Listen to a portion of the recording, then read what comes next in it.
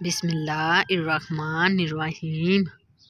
حضرت ابو ہریرہ رضی اللہ تعالیٰ عنہ روایت کرتے ہیں کہ رسول اللہ صلی اللہ علیہ وسلم نے ارشاد فرمایا، جو شخص اللہ تعالیٰ کے وعدوں پر یقین کرتے ہوئے اس کے اجر و انعام کے شوق میں کسی مسلمان کے جنازے کے ساتھ جائے اور اس وقت تک جنازے کے ساتھ رہے جب تک کہ اس کی نماز جنازہ پڑھی جائے اور اس کے دفن سے فراغت ہو، تو وہ ثواب کے 2 قرات لے کر واپس ہوگا، جن میں سے ہر ایک قرات گویا احد پہاڑ کے برابر ہوگا۔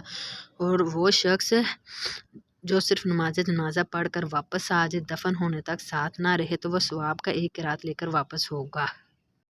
رسول اللہ صلی اللہ علیہ وسلم نے ارشاد فرمایا، سوموار اور جمعہ رات کے دن جنت کے دروازے کھولے جاتے ہیں۔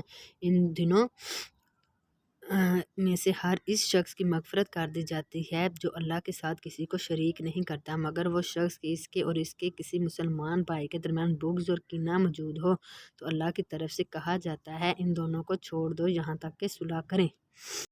رسول اللہ صلی اللہ علیہ وسلم نے ارشاد فرمایا، جب کھانا تناول فرماتے تھے تو اپنی 3 انگلیوں کو چاٹ لیا کرتے تھے اور فرمایا کہ جب تم میں سے کسی سے کوئی نوالا گر جائے تو اسے چاہیے کہ اس سے گرد مٹی دور کر دے اور کھا لے اور اسے شیطان کے واسطے نہ چھوڑے، اور حکم دیا کہ ہم اپنی پلیٹ کو پورا صاف کریں، اور فرمایا کہ تم میں سے کسی کو معلوم نہیں کہ کھانے کے کون سے حصے میں اس کے لیے برکت رکھی گئی ہے۔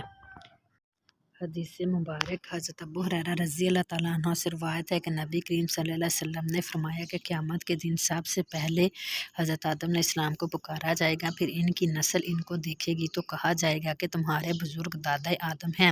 پکارنے پر وہ کہیں گے کہ لبیک صادق۔ اللہ تعالیٰ فرمائے گا کہ اپنی نسل میں سے دوزخ کا حصہ نکالو۔ آدم علیہ السلام عرض کریں گے، اے پروردگار، کتنوں کو نکالوں؟ اللہ تعالیٰ فرمائے گا 99% دوزخی، 1 جنتی۔ صحابہ رضی اللہ تعالیٰ عنہ نے عرض کیا، یا رسول اللہ، جب ہم نے 100 میں 99 نکال دیے جائیں تو پھر باقی کیا رہ جائیں گے؟ حضرت محمد صلی اللہ علیہ وسلم نے فرمایا کہ تمام امتوں میں میری امت اتنی ہی تعداد میں ہوگی جیسے سیاہ بیل کے جسم پر سفید بال ہوتے ہیں۔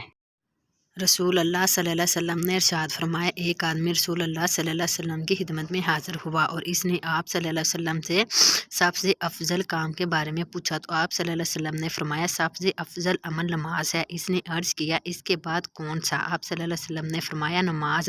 اس نے پوچھا، پھر کون سا؟ آپ صلی اللہ علیہ وسلم نے فرمایا، نماز ہی افضل ہے۔ 3 دفعہ پوچھنے کے بعد اس نے پوچھا، پھر کون سا؟ آپ صلی اللہ علیہ وسلم نے فرمایا، اللہ کی راہ میں جہاد کرنا۔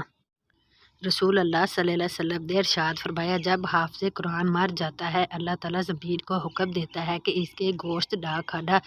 زمین عرض کرتی ہے، میرے معبود، میں اس کا گوشت کیسے کھا سکتی ہوں جبکہ اس کے شکم میں تیرا کلام موجود ہے؟